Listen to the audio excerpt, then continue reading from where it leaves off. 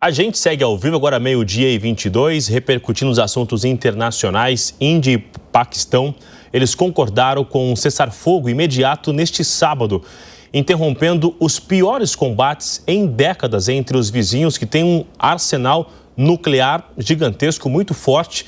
E o que representa esse conflito a gente vai entender agora, conversar com um especialista neste domingo.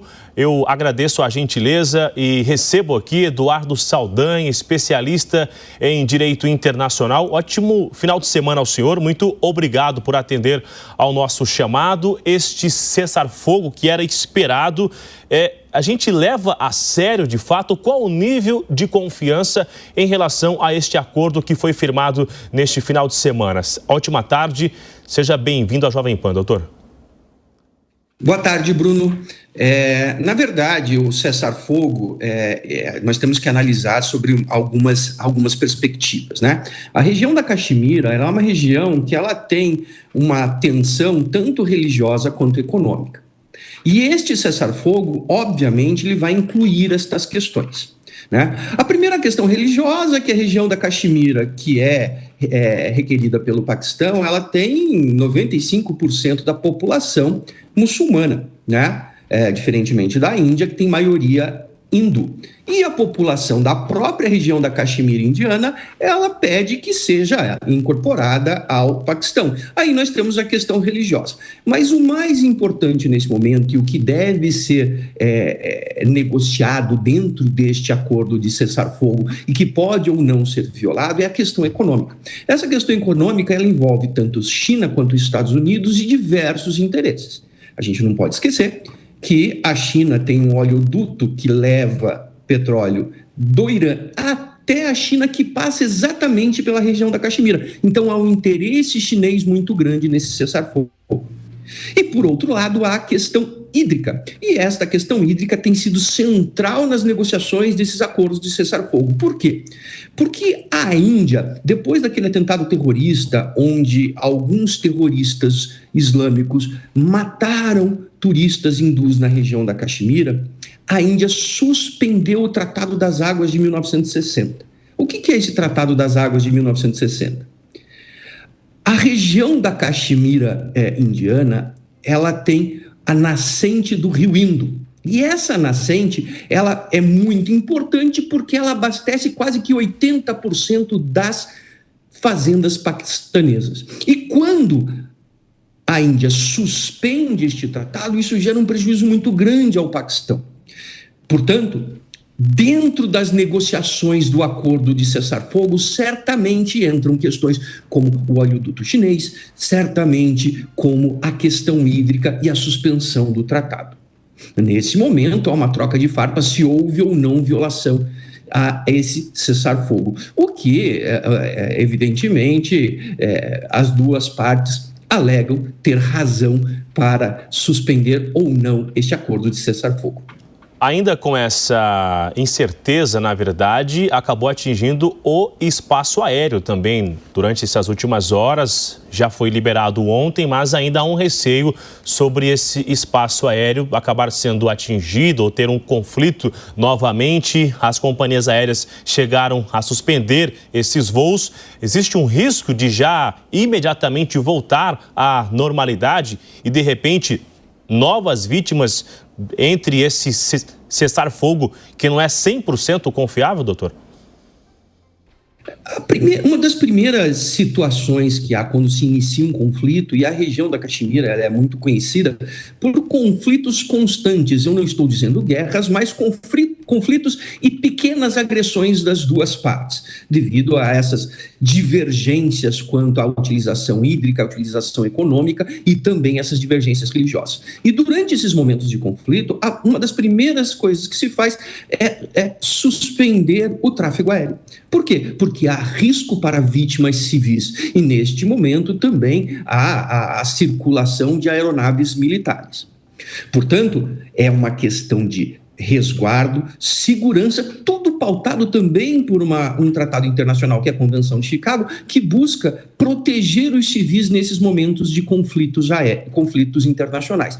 Então, é muito natural que haja suspensão de tráfego aéreo naquele espaço onde há possibilidade de conflito. Durante o cessar-fogo, é possível que se libere o trânsito aéreo. Mas temos que chamar a atenção, havendo qualquer risco, qualquer ameaça à vida de civis neste momento, é mais prudente que este espaço aéreo siga interditado.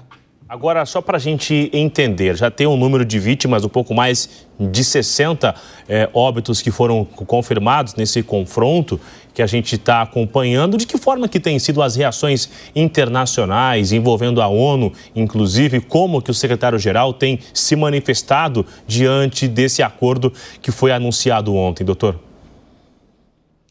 A Organização das Nações Unidas, normalmente, quando se trata desses conflitos, ela tem posições, como podemos dizer, em cima do muro, né? Obviamente, o secretário-geral da Organização das Nações Unidas está torcendo e faz isso publicamente por um acordo de cessar-fogo, porque sempre pensa-se na população civil.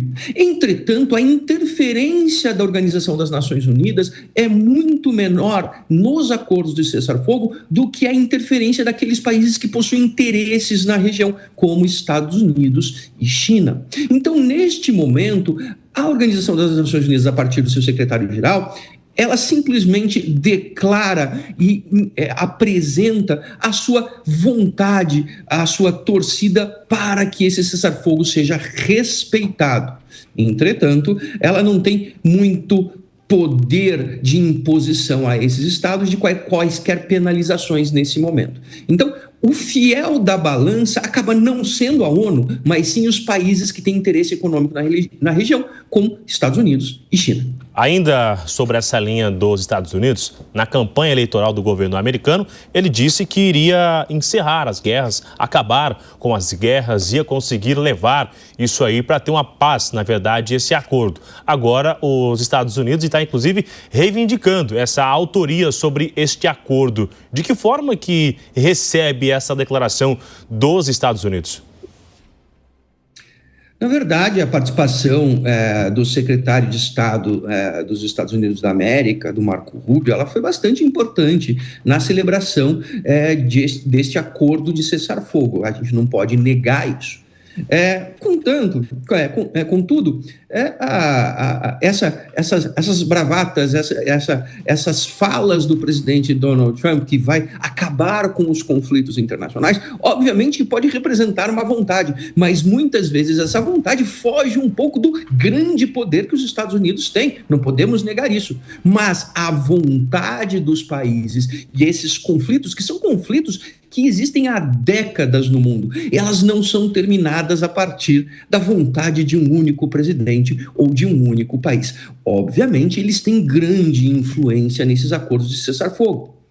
Marco Rubio atuou como mediador e conseguiu chegar a um lugar comum entre as duas partes. Mas isso não quer dizer que este acordo de cessar-fogo será respeitado só porque houve mediação dos Estados Unidos. Será respeitado por interesse dos dois países, Índia e Paquistão. E dentro dos interesses desses dois países, há a influência tanto de China quanto dos Estados Unidos. Assunto que ainda vai render e muito, a gente continua de olho com a nossa equipe de internacional, inclusive também acompanhando, e Eduardo Saldanha, especialista em direito internacional, a quem eu agradeço a gentileza, toda essa visão, essa explanação que nos ajuda a entender um pouco mais sobre o que de fato está acontecendo nesta região. Muito obrigado. A gente volta a se falar logo mais nos próximos dias para continuarmos de olho nessa situação internacional. Ótimo final de semana, doutor. Obrigado, Bruno. Feliz Dia das Mães a todas as mamães do país. Obrigado.